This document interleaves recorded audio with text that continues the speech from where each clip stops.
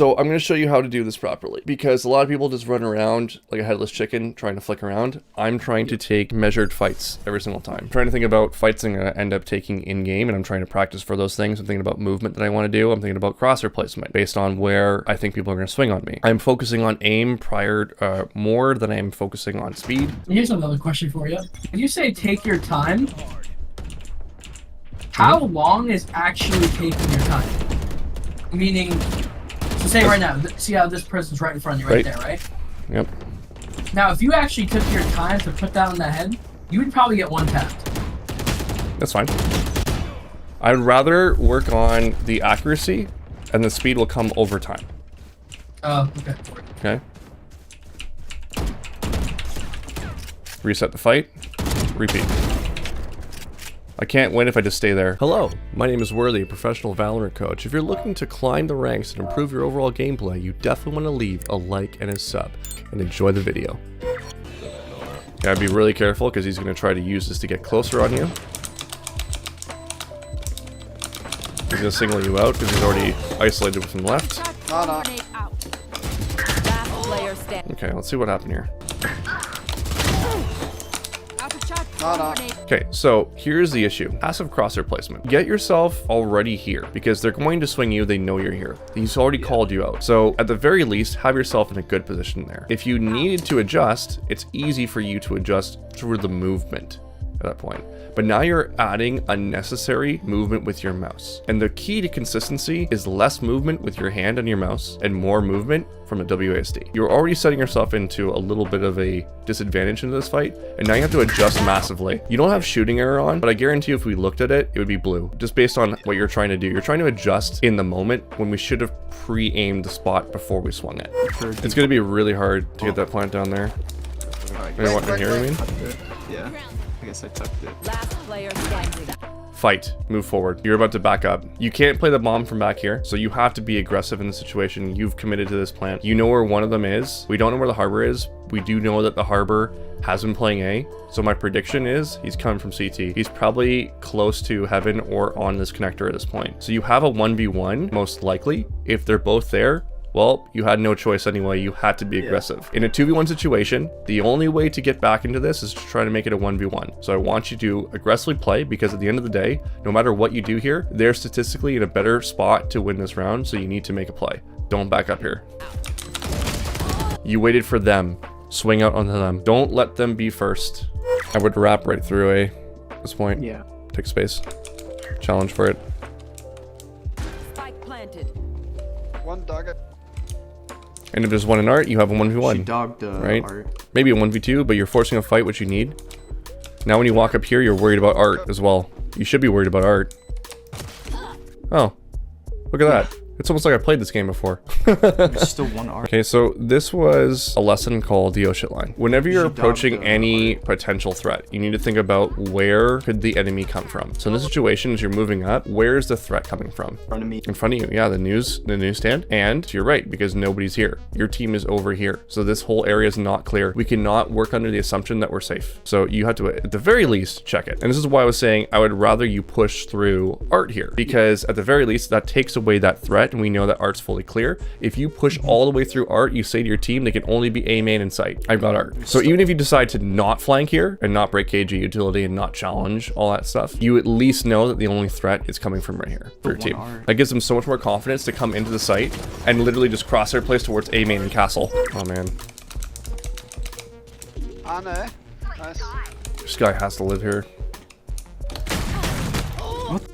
Dude. What do you think went wrong here? I think I was playing too close. Probably should have either played back, gone down the ramp, and then got onto site. You had to give up the space and go through water and wrap. That's what you needed to do. This was a rotation issue. You hold off here, which is fine, but your team is already, you know, pushed all the way through A main. So they have site control. So you need to be the first one here to wrap this position and communicate to your Viper that you're leaving Vine open. I think what I want to talk about is the protocol behind this, so you understand it a little bit more. So if a site is being hit, this is called the rollover protocol. Some of you you might have heard me talk about this before. The rollover protocol is something that I taught a whole bunch of Radiants because people didn't understand how to rotate back in the day. And the rollover protocol was me basically singing to them. What I would do is I would sing little childhood nursery rhymes to them just to make them remind them of what they're supposed to be doing. So you are blocked off here. If you push through here, you're probably dead. So you being here is useless now, right?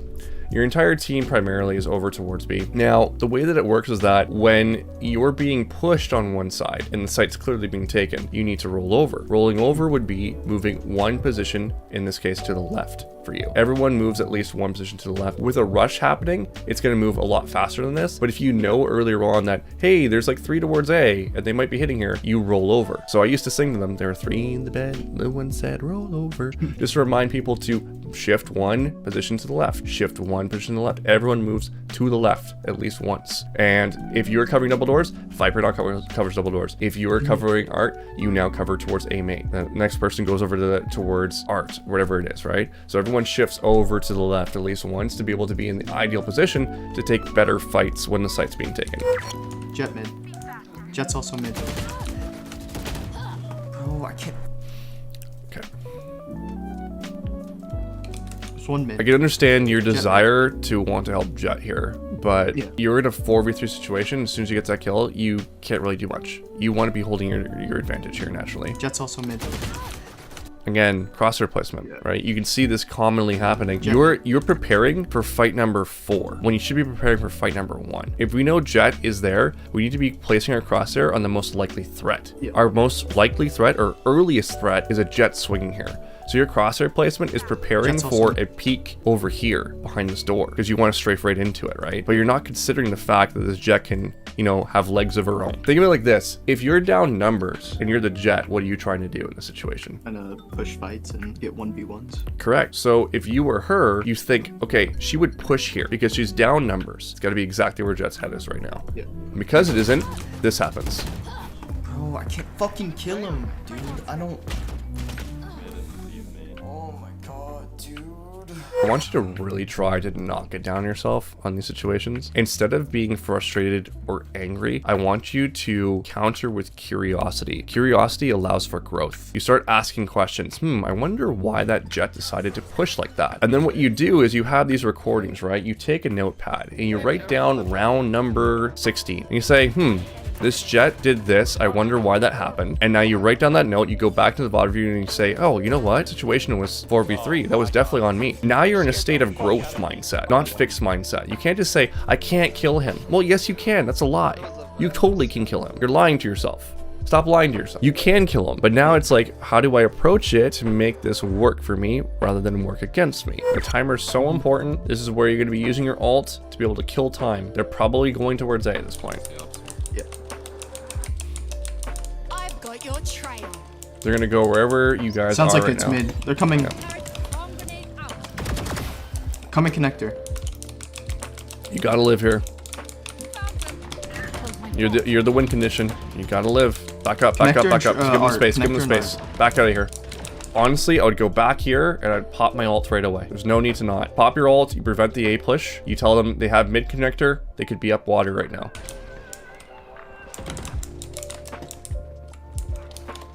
Gotta get out of here. 30 seconds left. Gotta get out of here.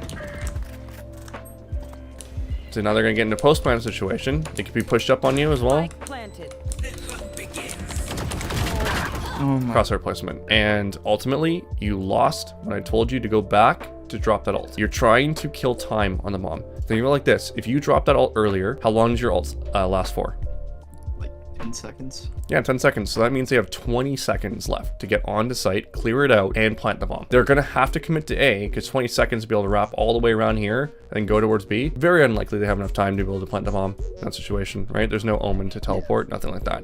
So they had to commit to A. So now they're going to be running into a stack of 3 people on A with the ult, delaying all that time. 20 seconds left to plant the bomb and kill everyone on site to be able to get that bomb down. Actually, it's 16 seconds to kill everyone and start planting. Think about the amount of pressure they're under to be able to win that round. It's critical for them. And then as soon as you win that round, they're tilted out of their mind because now they're going into a match point situation where we could tie it and bring it into overtime. Game over, you win. Here's the thing. There's a saying that I heard, which was amazing. This was from Pestval, I think. Pestval, he's a coach as well. And he said the difference between a diamond player and a radiant player is that mental becomes an issue. The diamond player oftentimes can shoot at the same level as a radiant player or even better. But as soon as one thing goes wrong, one thing, that diamond player and his aim becomes a silver player because everything is messed up at that point. Completely ruined. As soon as one thing goes wrong, they'll mess up. So you just need to take full advantage of that mentality.